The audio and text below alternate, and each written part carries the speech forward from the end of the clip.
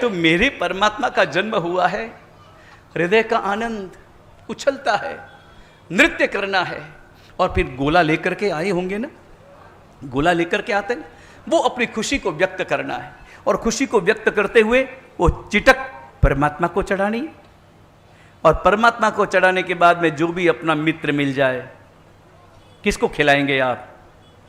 किसको खिलाएंगे, अपनों को या परायों को? किसको खिलाएंगे आप? अपनों को, परायों को? नहीं, आपको खिलानी है केवल और केवल अपनों को, दूसरों को नहीं खिलानी है। और जितने भी यहां सब लोग बैठे उन सबको अपना मान लेना है। सब अपने हैं, कोई पराया नहीं इस दुनिया में, कोई पराया नहीं, सब मेरे हैं, सब अपने हैं। और मैं आपको बताऊं, ये तो पूर्वाचार्य भगवंतों ने क्या अद्भुत रचना की है। ये परंपरा जहां से चली होगी, ये चिटक फोड़ने, ये गोला फोड़ने की, चिटक खिलाने की जो भी परंपरा चली होगी, चलाई होगी, उसके पीछे कितना रस है, कितना महात्म्य है।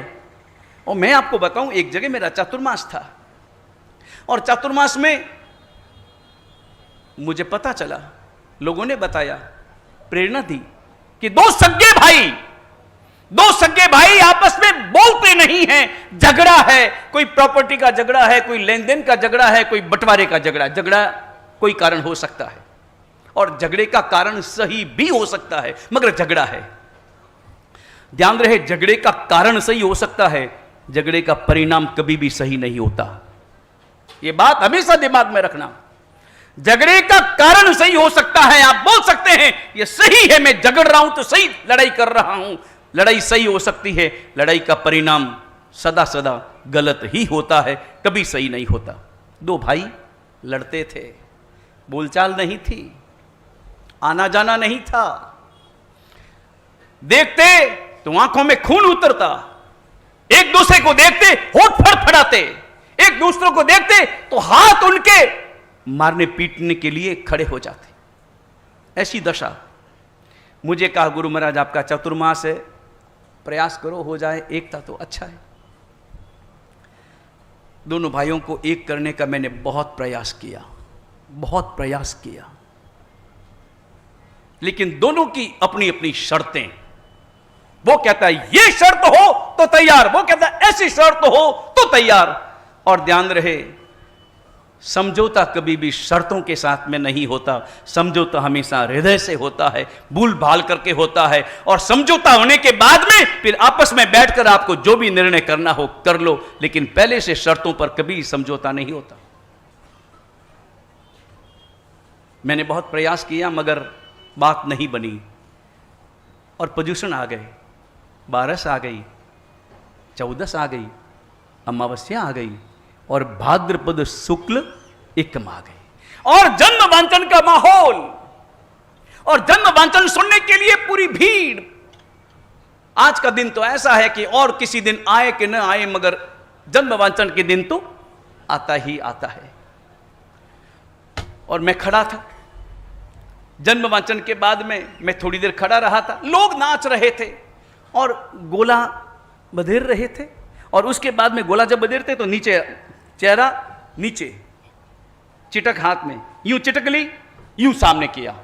सामने कौन है कौन नहीं देखता है, देख करके चेहरा देख करके आप मुंह देख करके टीका निकालते हैं कि डायरेक्ट जो भी सामने आया खिलाया।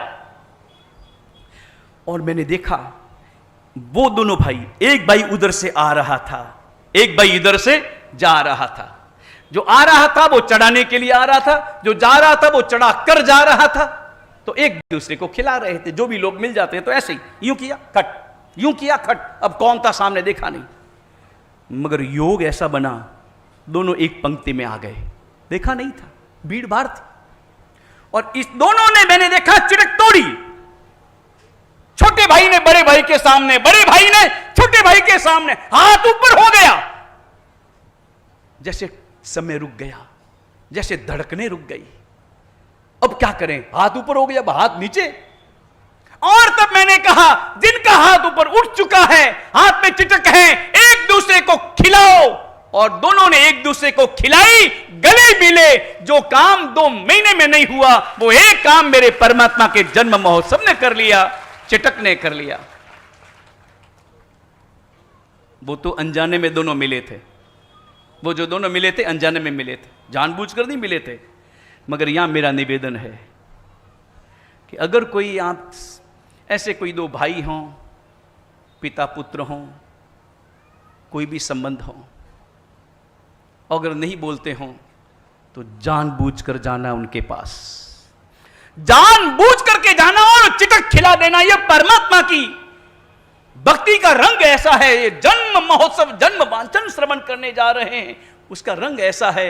उस भक्ति में सारे कलुष धुल जाएंगे, सारे कषाय समाप्त हो जाएंगे। आज वो काम हमें करना है। बस ध्यान एक ही बात का रखना है, मेरे परमात्मा की आशातना न हो। लाइन सर पंक्तिबद्ध झूला झुलाना है, और नंबर आए न आए, भावों से झूला, वहीं बैठे बैठे, वहीं खड़े खड़े अपने भावों से झूले को झूला लेना है।